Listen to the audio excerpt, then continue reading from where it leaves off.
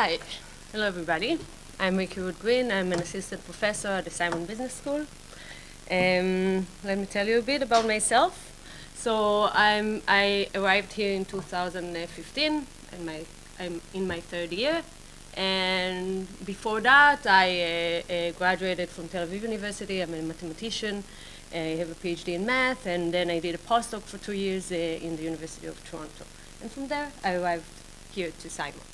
I'm doing research most of the time, and since June this year, I didn't have much time for research, and this is because of this online course.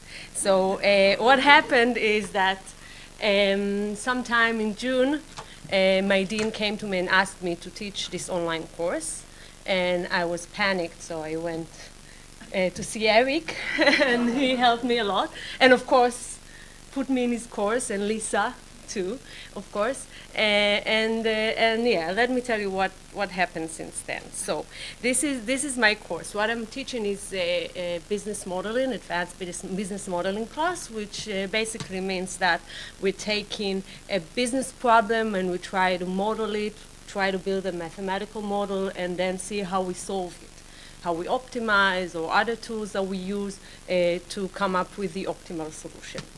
We use different tools for that. Basically, we use Excel and a risk solver that is built into Excel. And I also added Bloomberg terminals into our class, and so on. So the class is there. I already taught that many times, but teaching it online was a completely different experience. And why is that? So who are my students? My students are the extenders. That's how we call them in Simon. These students did an MS in business analytics or marketing analytics last year, and then they left Simon for their internships. Most of them, almost all of them, are international students that came from China, from India, and other places in the world. And this is an opportunity for them to spend another 6 months in the US doing their internships, and while they do their internship, they take an online course. That's the idea. And then they come back for the last week of the course, so we have one class at the end, and then the exam on the same week. So very, very different experience from what I heard here, because I had overall 105 students in my class. And on top of that, I had a regular class going on. So I had my regular class with MBA students, 35 students, and another 105 students online. So I couldn't really do what I thought I was going to do with them, because you can't really do a Zoom session with so many students. It's impossible. And because I had so many things to do, I couldn't even break it into small groups of 20. I think we talked about 25 at most in Zoom. So it's impossible. It's impossible to do it this way. So I had to think about other ways, how to teach them and how to make sure that they learn something from this class. So this is what I did. Every week I recorded my regular classes. And then I took whatever I had from there, all the material, all the recording, and I edited everything. So I spent hours of editing, and at the end I took the 3 hours, and I think I have something like 70 minutes or 80 minutes of class, recorded class, that I break into small parts, small videos, 10 at most 20 minutes of each video, and this is what I share with the students. So that's one thing. And to make sure that they understand, and not just to make sure that they understand, but to make sure that they are engaged and understand, what I do is that I upload everything to Panopto, and in Panopto I can add quizzes in the middle, right? I can break the video in certain points, and I can add quizzes and see that they had to stop and they have to take the quiz, and they actually can't complete watching without taking the quiz, which was very important for me because I graded them for watching. I couldn't really talk to them or see how they progress or what they do, but I wanted to make sure that they watch the video. So what I did is put those quizzes there. And then after that, I go to the Panopto and I can look at the report of the watching. and I can see how much time they spend on watching. Now, if you don't take the quizzes, you can't move on. The problem with Panopto, we need to work on that, by the way. The problem with Panopto is that you can retake the quiz as many times as you want, and you can review the answers, which is not good, because then you can end up with 100%, and most of my students just got 100% on the quizzes, but that wasn't it.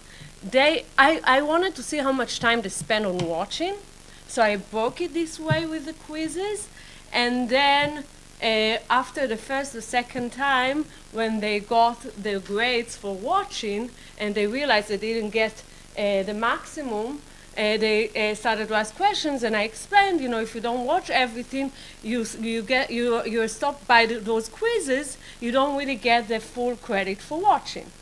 Okay, so they understood that, and what they realized that they can do, of course, is to jump through the quizzes, just take the quiz, okay? And they thought, I did a quiz, I had 100% on my quiz, how come I didn't get the watching grade? Okay, because you didn't spend enough time on watching, so you're not going to get that. And then they came up with this idea of, but I watch it twice the speed. So this is what it looks like. I'm not with other very crazy ideas. Okay, so I understand that you can watch twice the speed, but you cannot really do what I'm asking you to do if you're watching twice the speed, because what I'm asking you to do now is to build a spreadsheet model based on what I did in class. And if you are watching it in such a fast speed, you can't really follow, you can't do what I'm asking you to do. So, okay. But they understood that they can just leave it on for a while and then I give them a grade. That's okay too. We talked about it in the last class. It was really fun. Okay, what else? Homework assignment. They submitted. Yeah. Okay, I can control that as well, but they submitted homework. Group assignments. Okay, so I wanted to know that they really understand something, and as they understood and I understood, I can't really know much just by sending them those videos. I have to do something else. So what I designed were the group assignments. I had 2 group assignments, and they were going on 1 hour on Saturday. And for that, I asked them to, I built groups of 5 students, and each group meet on that time for 1 hour. They get the assignment just before, so let's say it was 10:30, so 10:30 in the morning they get the assignment, they have 1 hour to work on the assignment, and they have to submit the assignment. Okay, nice, but not enough. What I asked them to do is to meet on Zoom and to record the Zoom meeting. And I asked them to submit a recording. And I had my TAs going over the recording to make sure that, first of all, they are there, they attend the meeting. Second, they are engaged. We graded them for participation. So we had the opportunity to do that by using the Zoom, the tool of the Zoom, which was interesting and I think successful, because they, at least from their feedback, they felt like they're really doing something and learning something. Okay, so that was another thing that I did, the Bloomberg certification. I'm not going to talk about that. And then I had a final class where I met everybody for the first time, and this was amazing because I met them for the first time and the last time on the same day, 105 students, and I started by, I didn't really plan that, but I started by just, I asked them to introduce themselves. So it's weird, so many people, but I just wanted to just tell me your name, one by one, and why is that? I didn't have the chance to meet them, not even on Zoom.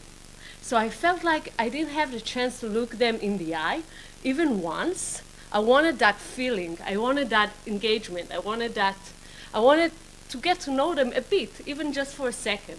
So I just asked them for the name, and it took a few minutes, but we went over, and I could say hi, and yes, I remember you. You emailed me once, and you did something on the discussion. Yeah, I remember you. I remember. It's very hard with some of the names, but still, it was nice. Okay, and then we had a final exam. So, a lesson I learned. Yeah, put yourself in your students' shoes. So I think I gave you enough examples.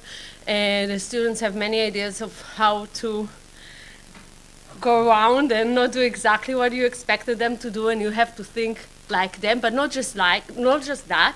Also think about their experience with their online course. How would they find whatever they need to find in your website? What would you do to make sure that they understand what exactly the requirements are? It wasn't that easy for them.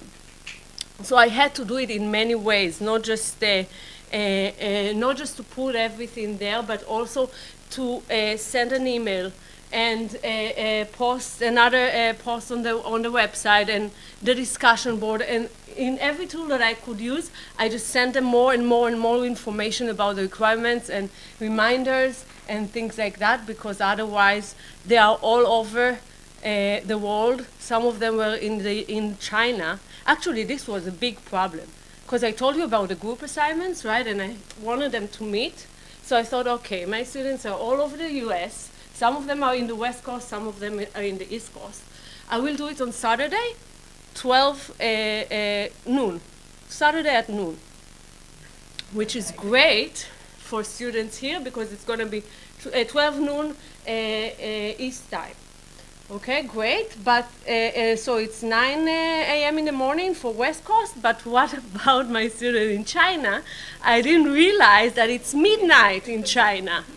Okay, that was a big deal, and I want everyone to meet on the same time because it's kind of a test for them that they're taking, actually. They didn't understand it, but it was a test. So we had to negotiate on that, and we had many discussions, and we came up with a solution which was 10:30 a.m. in the morning. So some of my students suffered from waking up early in the morning, but others spent some time with us until midnight, but at least they could start at 10:30 in the evening. That was the idea. So things that you don't expect, I think that's my main conclusion. Commit to a schedule. That was very difficult for me. Very, very difficult, because I had my course and I did it many times, but you know, when you are teaching a regular class, so if I didn't do that this week, I'll do it next week. That's not a big deal, but not with an online course. With an online course, everything should be built correctly, and you can't give them just half of the work. Right? So if you're not done with everything you plan to do in this class, you record yourself. You do something extra to make sure that they have everything covered in one time.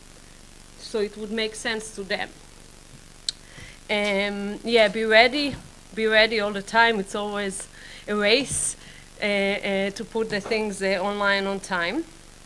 Lesson I learned about teaching. Yeah, so most of the problems were, where do I submit? Do I submit now? What do I do? When is the deadline? And things like that. IT problems. IT people should be your best friends if you're teaching an online course, because there's always a problem, and you record yourself, and for some reason the system didn't work properly, and you just have half of the recording, and things like that. You never know. Communicate, I think I talked about all that. Let me talk about one more thing that is very important to me. It was very difficult for me, the experience, and I didn't realize that it's coming. I didn't see it coming, but I spent so many hours looking at myself because I recorded myself. And then I spent like 2 more days working, editing. So it was like looking at myself all the time, and it drove me crazy. How do I look? Why did I wear this? My hair is bad. I'm boring. Come on, I'm boring. How come they don't know that I said that so many times already? Why should I say that again? So it was a very difficult experience for me personally. I don't know if you think about supporting and a support group, maybe you should add that, okay? Because it's very difficult to look at yourself all the time. Yes, remember that you put whatever you put on the online course, what is not there, it's not really a big deal because it's just not there. You're the only one that knows that. It was another lesson I had to learn. And of course, it's not going to be perfect on the first time. And I thought it has to be perfect. You know, I worked very hard to make it perfect. And at some point, I realized I can't do everything. And it's going to happen again. So teaching, I think we talked about it earlier, right? Teaching an online course on the first time, it's a lot. It's a lot. Okay, but I hope that the second time would be much easier. And then I can do other things that I really planned to do and I couldn't do this time. I'll have my second chance. And of course, that was the other thing that I already talked about. Meet your students in person. If you can do that, you're very lucky. If you can't do that and you just do that for 3 minutes at the end of your course, that's also something. At least for me, it was something. That's it. Thank you very much.